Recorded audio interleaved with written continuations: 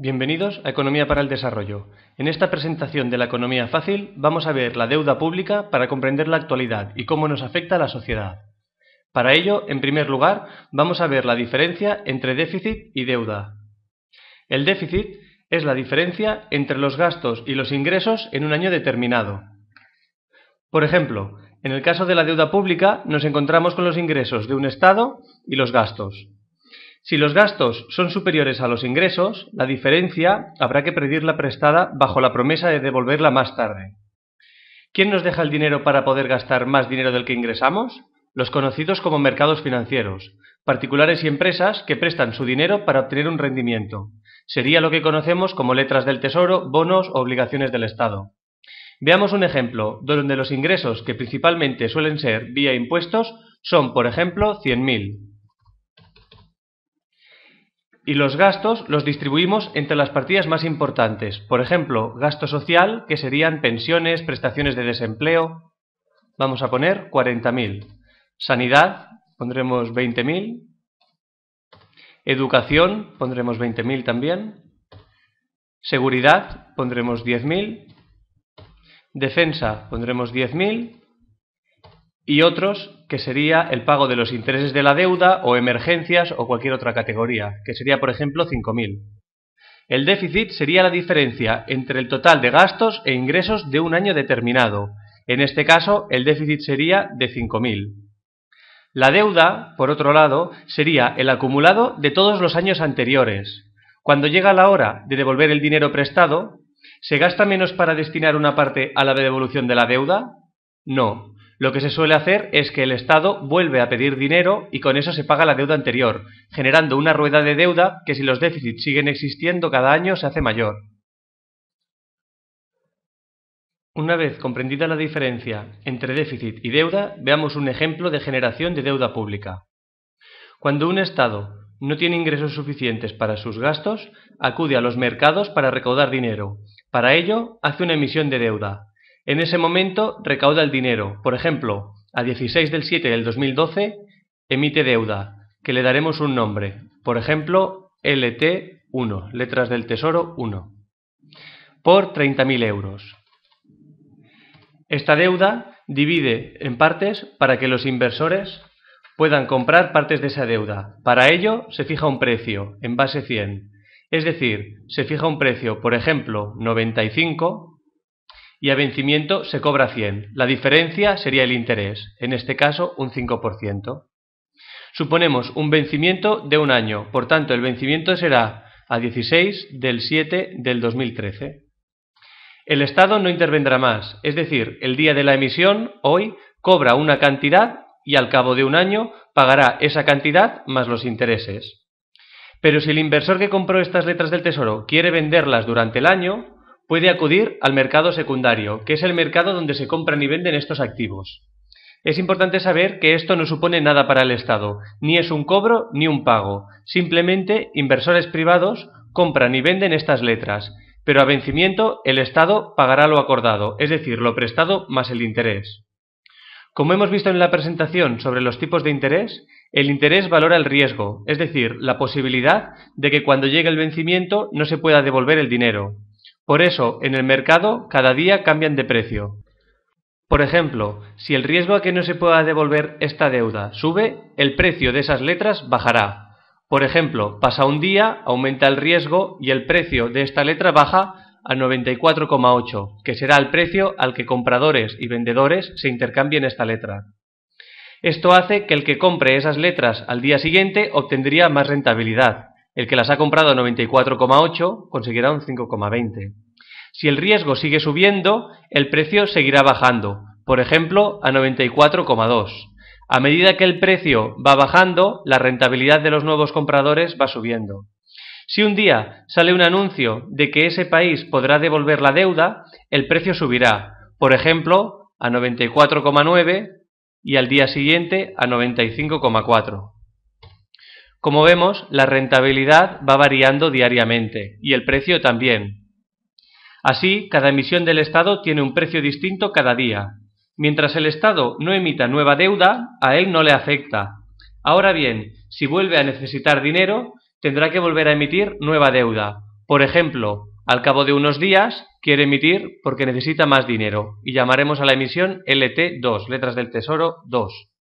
Si necesita 8.000, tendrá que poner un nuevo precio. Si el riesgo ha subido, tendrá que ofrecer un precio más barato, por ejemplo 93, con lo cual ahora sí el Estado tendría que pagar un interés del 7%. Y si el vencimiento sigue siendo un año y esto lo ha hecho unos días más tarde, por ejemplo el día 20, pues el día 20 del 7 del 2013 sería la devolución. Aquí vemos cómo el Estado va haciendo diferentes emisiones y van teniendo diferentes vencimientos y intereses. Estos son los pagos que tendrá que hacer el Estado, mientras que estas emisiones irán cambiando cada día de precio. Cuando oímos que la deuda española, por ejemplo, está al 7%, quiere decir que esta cotización diaria ha subido hasta niveles del 7%, que sería un precio de 93. Ahora bien, este es el dinero al que se lo están intercambiando compradores y vendedores. Si mientras está al 7% el Estado no necesita emitir ni letras, ni bonos, ni obligaciones, el Estado realmente no estará pagando ese interés. Ahora, si el tipo de interés sigue al 7% durante un tiempo y el Estado necesita emitir más dinero, entonces sí tendrá que empezar a pagar ese tipo de interés a ese vencimiento. Veamos ahora un ejemplo para un Estado cualquiera. Tenemos la deuda de un Estado que va a emitir día de hoy, 16 del 7 del 2012, por ejemplo, una cantidad de 3.000 a un interés del 2,5% y a un plazo de 3 meses. Es decir, el Estado necesita dinero y va a recaudar 3.000. El vencimiento sería al 16 de octubre de este año, 3 meses. Vemos que pasan unos días y el día 20 el Estado vuelve a necesitar dinero, en este caso 5.000, y los emite a un tipo del 3,2% a un plazo de un año. Pues el vencimiento de esta emisión sería el día 20 del 7 del 2013. Llega el día 25 y el Estado vuelve a necesitar dinero, ya sea para pagar obligaciones antiguas o para efectuar inversiones. Vamos a suponer que en este caso necesita 8.000 y va a pagar un tipo del 4,5% a devolver en 3 años. Esto sería el 25 del 7 del 2015. Y además el mismo día hace otra emisión de 30.000 a un tipo del 6% a 10 años, es decir, que lo devolverá el día 25 del 7 del 2022. Aquí vemos que como los plazos son diferentes, el tipo de interés también es diferente. Generalmente, a más plazo, más tipo de interés. Y esto lo ha ido haciendo pues desde el día 16, hoy de julio de 2012, hasta el día 25 de julio del 2012. Esto de aquí hace un total que sería la deuda del Estado. En este ejemplo, pues llega a 46.000, que sería la suma de estas cantidades. Otra forma de distribuir esta deuda sería por vencimientos. Vamos a ver cuánto hay que pagar cada año. Pues en este caso, en el 2012, habría que pagar esta emisión de aquí, que serían 3.000. Así que lo pondremos aquí. A un año, en el 2013, habría que pagar 5.000. A 3 años, en el 2015, habría que pagar 8.000. Lo anotamos aquí. Y por último, en el 2022, a 10 años, hay que devolver 30.000, con lo cual ponemos aquí 30.000.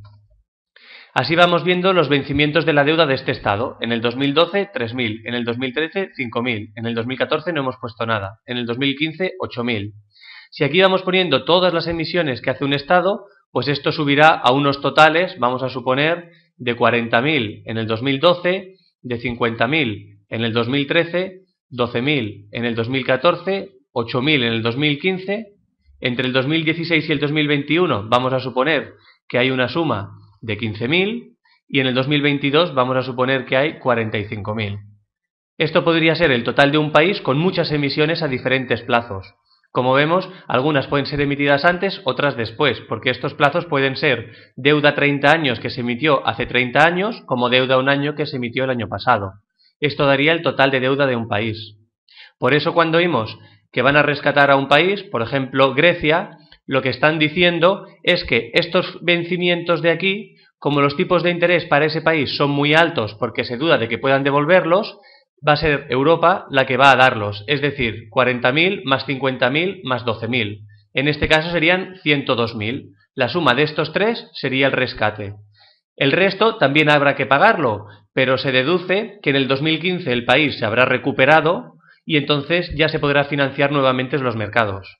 Si eso no fuera así, el rescate habría sido insuficiente y habría que volver a hacer otro rescate, porque no están acumulados todos los vencimientos de deuda que tiene un país en un rescate.